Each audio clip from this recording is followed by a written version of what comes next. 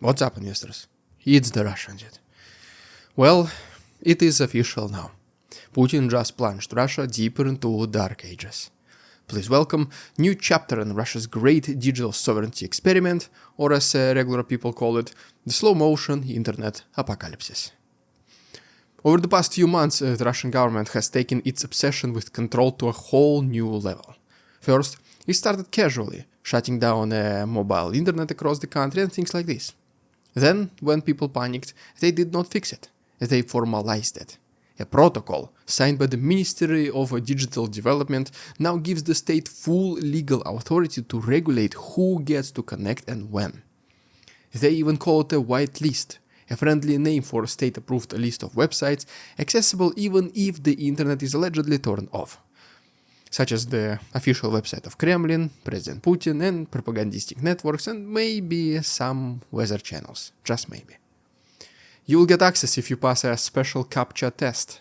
So yes, you kinda understood right, in 2025 Russians will have to prove they're human in order to book a taxi. You can message on Max, the Kremlin's spyware messenger, buy food, maybe even book an Uber trip, if the system decides you're trustworthy enough, because who knows? What if you are planning to order drones from Wildberries, call taxi to Ukraine, and then pass along these weapons to Zelensky himself? Hand-to-hand delivery. The state has to know this, right? Everything else besides basic necessities, such as food, messaging, transportation, sorry comrade, connection denied. So what is this really about? Drones, security, or a test run for something much darker? Let's try to answer those questions in today's episode.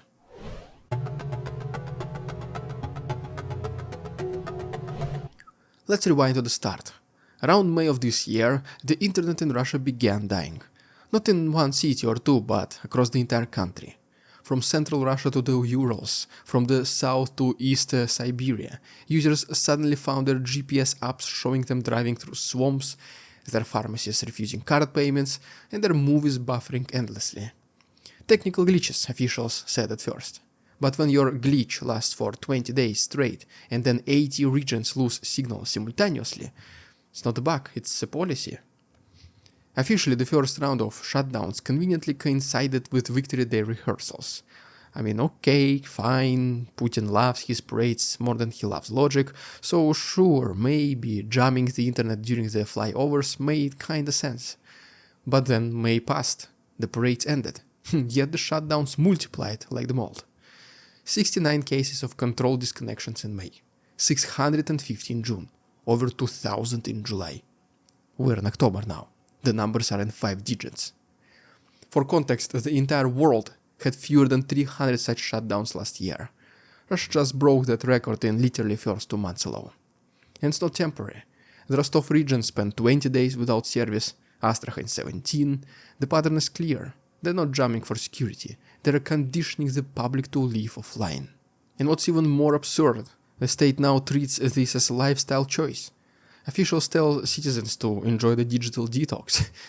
Some even post that people used to live without the internet, so stop whining and enjoy the peaceful sky. The biggest irony, as also you've guessed it, I guess, they posted this message on the internet. That's not just total absurd clownship, that's dystopian. Imagine losing access to your bank, maps, or hospital portal, and then your government tells you to just meditate instead. So what that you cannot breathe because your allergy suddenly got worse? Go read some Soviet manuals on breathing techniques instead. In Russia, every absurdity eventually finds its justification, and it usually starts with the word security. That is precisely what they gave as a main argument in this total internet shutdown. The security of our skies, they said, so that Ukrainian drones cannot reach your neighborhoods. But is that really so? Let's talk about their ridiculous excuses in our next chapter.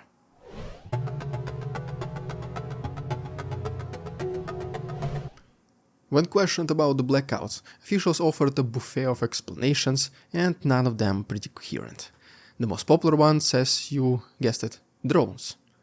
They say Ukrainian UAVs rely on mobile networks for navigation, so the government needs to jam them. Simple as that. Sounds plausible until you realize that even entire regions 3,500 kilometers away from Ukraine are going down dark as well. Krasnoyarsk, for example, is being protected from drones, as that would need teleportation device to reach it. The logic falls apart instantly, as you see. But when has logic ever even stopped Kremlin? Then came the fallback excuses. Maybe, they say, the enemies are hacking our sovereign servers. Maybe foreign agents are plotting DOS attacks. Or maybe, wait for it, it's like worldwide pandemic, a temporary inconvenience for public safety. They even recycle the same 2020 rhetoric. We choose security over comfort, only temporary. Only this time the virus is the information, and the cure, censorship. The irony is that these shutdowns hurt not just citizens but businesses too. Delivery companies, hospitals and banks depend on stable connection. But none of that matters, because what's really at stake here is not security, it's obedience. The state is testing how far it can go, how much deprivation will people tolerate before they protest. And so far the answer is depressing, quite a lot. The Russian public has been gaslighted into thinking that losing internet is a patriotic act. If soldier can endure hardships on the battlefield, you can endure a day without TikTok, as one official literally said. You cannot just make this up.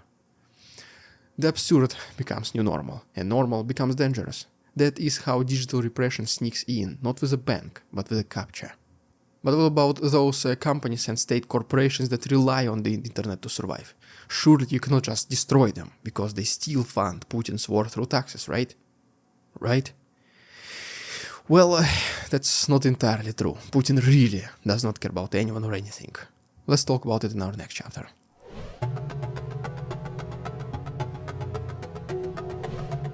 Now comes the sinister part, the system behind the chaos.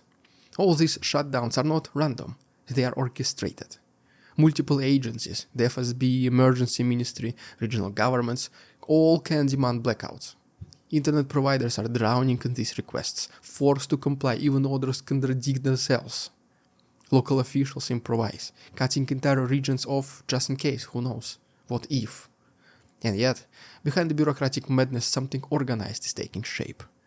The digital ministry has drafted a new framework, a centralized white list of approved websites that remain accessible during outages, the one that was spoken in the introduction. The rest of the internet is gone. In other words, the government is not restoring the web after each shutdown, it's rebuilding its own terms. The system they are creating will permanently filter access, letting only trusted services through.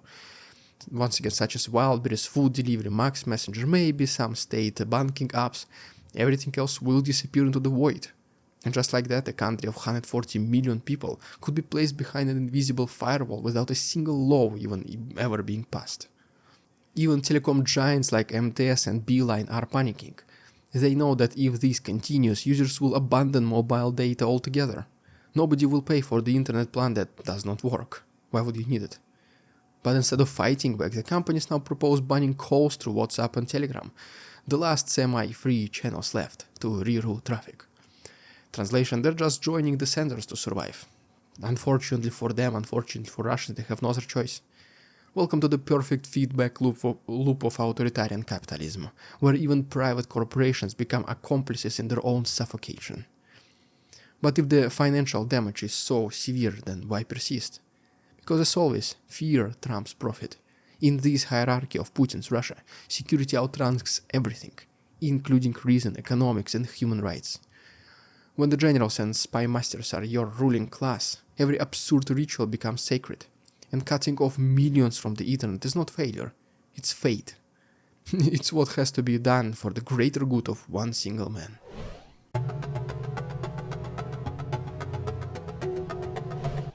So let's now connect, pun intended, the dots.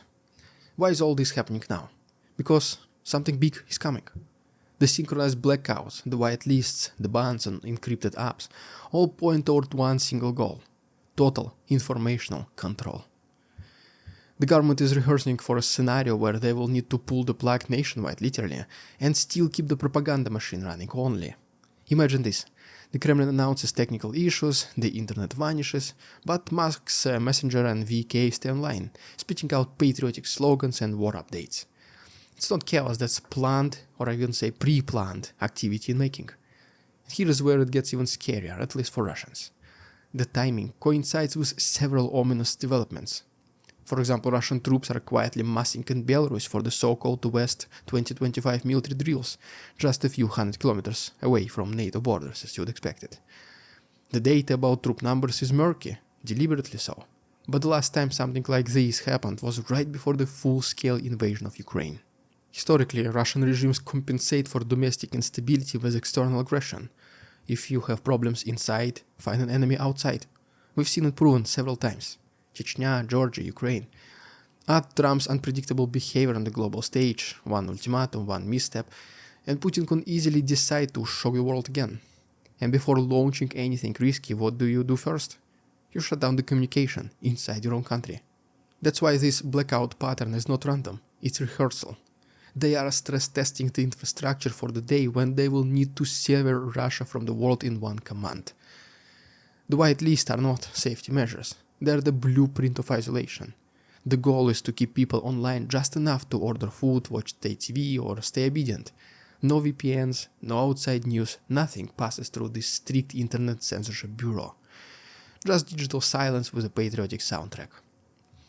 In the early 2000s, the Kremlin built the propaganda machine that shaped minds. In the 2010s, it built the surveillance state that tracked them. Now, in the 2020s, it's building the final layer, a digital iron curtain. And like every curtain before it, it will fall on the people first. For ordinary Russians, this means waking up one day and realizing that the internet still works, kinda, but not really. You open your browser and everything kinda loads, just slower, emptier, dumber. The colors will fade, the voices will vanish, and the only thing left will be what the state allows you to see. Eventually you will give up on the internet altogether because, there's nothing to see, nothing to do there anyway, so what's the point? People will go outside, people will touch grass and see the sky. Exactly what the state tells them to do right now, but what sounds so absurd and controlling. But probably not in 5 years. In 5 years, maybe that's going to be the new normal inside Russia. With new normal internet, that you only use for work, nutrition and transportation. But that's not connection, that's captivity.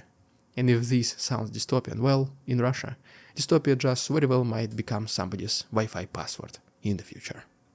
Well, there you have it, guys. If you haven't done so already, please subscribe to my channel for more videos like this.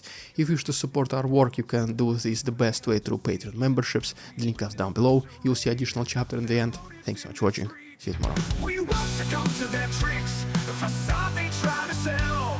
Their twisted words and feeble claims on us all they cannot quell. We see through their lies, their feeble attempts to sway. We do not believe in